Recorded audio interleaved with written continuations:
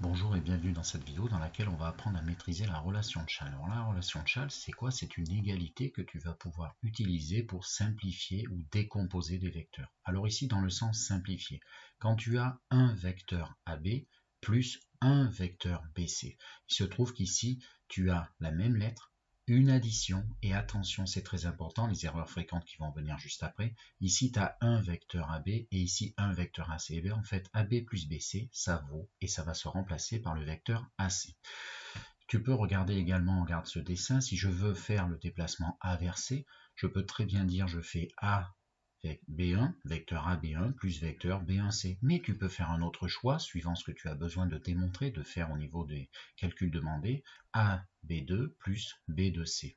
Les erreurs fréquentes qui vont arriver, c'est qu'ici, tu vois la même lettre seulement et tu fais pas attention que c'est une soustraction, donc tu te dis c'est pareil, on fait AC, c'est archi faux.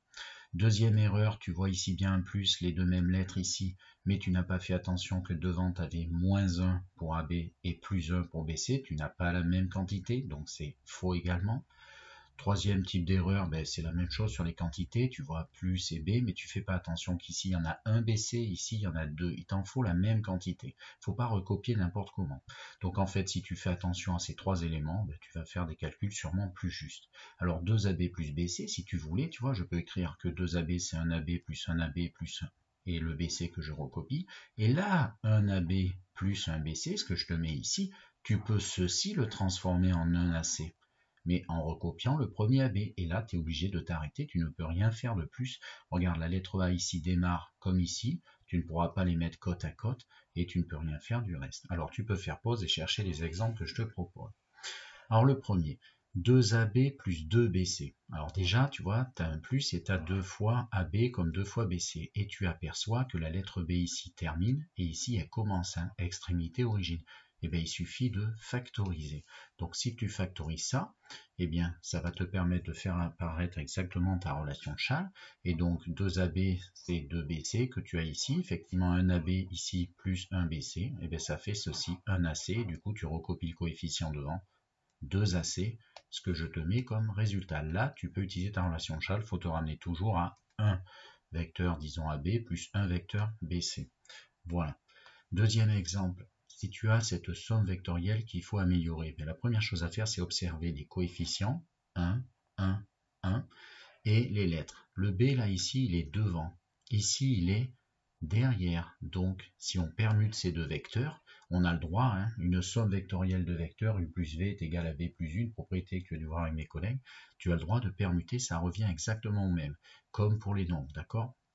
Et du coup, BC plus AB, en permutant, tu peux arriver à mettre B côte à côte, d'accord? Mais regarde bien ici, tu as aussi la lettre C qui ici démarre, et ici elle termine. Donc peut-être que BC en le mettant juste finalement entre, ça va améliorer tout l'ensemble. Donc c'est ce qu'on va faire, et on va appliquer cette relation de Chasles. Je vais mettre de la couleur pour tes lettres identiques.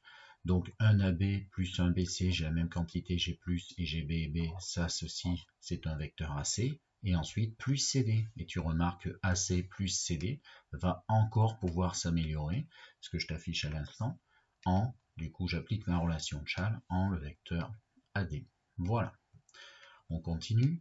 Alors maintenant, la somme vectorielle suivante, c'est 2AC moins 3CB plus 5CE, bien sûr sous-entendu vecteur, quand je parle pour aller un peu plus vite. La première chose à faire, réflexe, il faut absolument que tu transformes les soustractions en addition. Alors ça tombe bien, parce que moins 3 fois le déplacement de C vers B, tu peux l'écrire plus 3 fois le déplacement de B vers C. D'accord? Tu as vu cette propriété. Donc c'est la première chose à faire, tu as qu'à mettre toutes tes soustractions, tu les transformes en addition. Donc j'ai fait ce petit périple, et maintenant que j'ai des additions, je regarde, j'ai 2 ici, là j'ai plus 3, j'ai plus 5, et je regarde les lettres. A, C, B, C, C, E, A. Je vois C qui démarre, qui termine, et C qui démarre ici. Et ici, je vois A, C, C qui termine, et ici, C qui commence. Et je vois que j'en ai 5 ici, là 2 et 3, et 2 et 3, ça fait 5. Alors j'ai une envie de décomposer 5 CE, tu vois, en 3 CE plus 2 CE, tu vois, et de faire habilement des permutations de mes termes de façon à faire apparaître une relation de Chasles potentielle. Donc du coup ici, mes 2 CE et mes 3 CE qui font 5 CE, je les ai dit ici, et j'ai refait un peu de placement, d'accord, tu vois, et regarde ce qui va se passer, 2 AC plus 2 CE, Et ici 3BC plus 3CE. Tu vois la nuance? Et du coup, je vais factoriser comme je l'ai fait au premier exemple pour terminer et simplifier chacune des parties comme je te l'affiche. Donc je factorise, ça fait un AC plus un CE, ceci est un AE, que j'utilise la relation de Chasles. 3BC plus 3CE, c'est 3 fois la somme BC plus CE, même lettre plus, même coefficient, 3BE. Voilà.